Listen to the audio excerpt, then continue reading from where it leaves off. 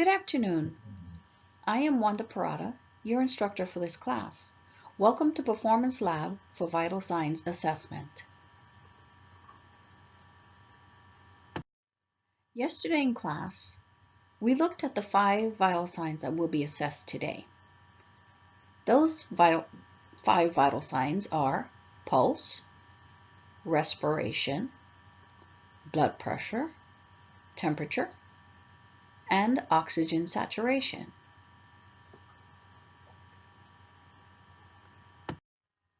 The 5 instruments that we will need to perform these assessments are an adult-side blood pressure cuff, a stethoscope, a thermometer, and a pulse oximeter.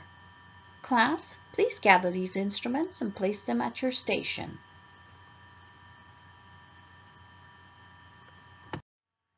Class, please gather around, and I will demonstrate the proper way to conduct a vital signs assessment.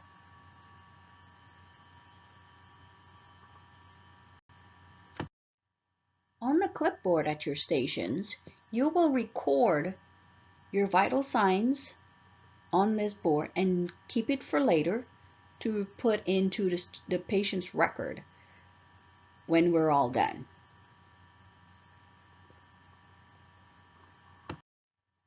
Prior to conducting your vital signs, you must introduce yourself to your patient. Good afternoon, ma'am. My name is Wanda Parada, and I will be conducting your vital signs today. That's a good way to get the patient to relax and you begin your vital signs.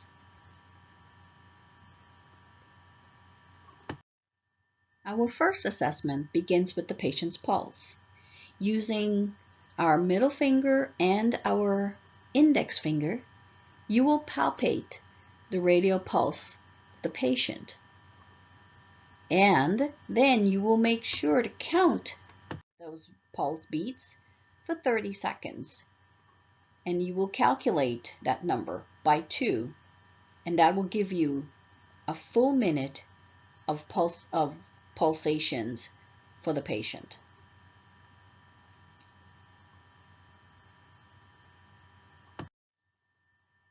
The second step is the respiration assessment. Now you will take the patient's hand, just as if you were counting their pulse again, you will put that on their chest. And you will feel the patient as they inhale and as they exhale. That is considered one full respiratory breath. You will count those inhalation exhalations for 30 seconds, and then you will multiply by 2. And that will give you your full 60 seconds of respiratory breaths.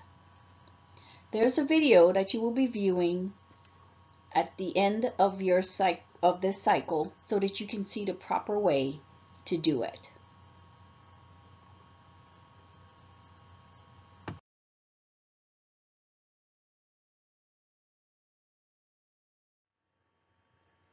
The third step in our assessment is the blood pressure.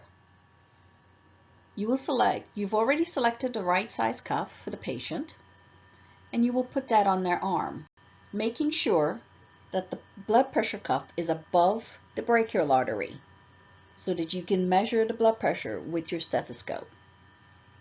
Now, once you have the blood pressure cuff on and you've placed your stethoscope on the brachial artery, you will then pump the cuff up to approximately 130 millimeters of mercury.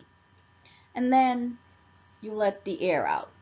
As the air is let out, you will hear the pulse come back. That is your first number, which is your systolic. And then as that beat fades away, that becomes your second number, which is the diastolic. So your blood pressure could be 120 over 80, which is a very good number for a young adult.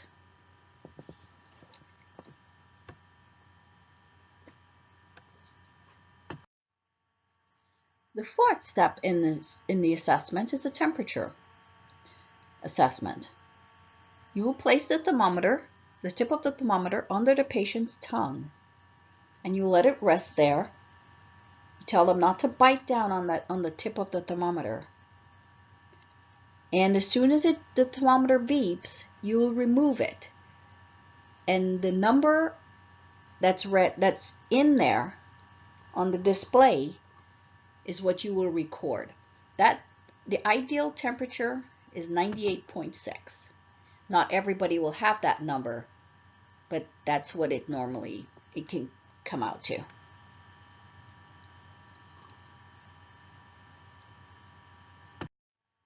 Our final assessment is oxygen saturation assessment.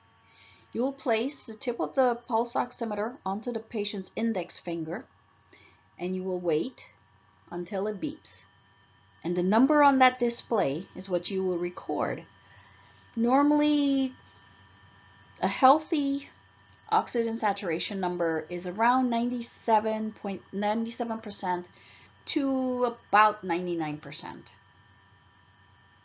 Not everybody will have that, but it's worth noting what the number should be.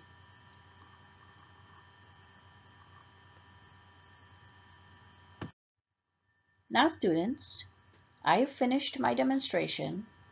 I will take the numbers that I've recorded for the patient, and I will log into their electronic health record and input their vital signs for the doctor.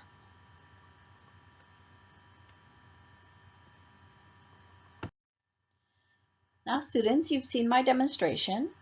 Now I would like for you to pair up with each other and practice the same sequence of events. And you will swap.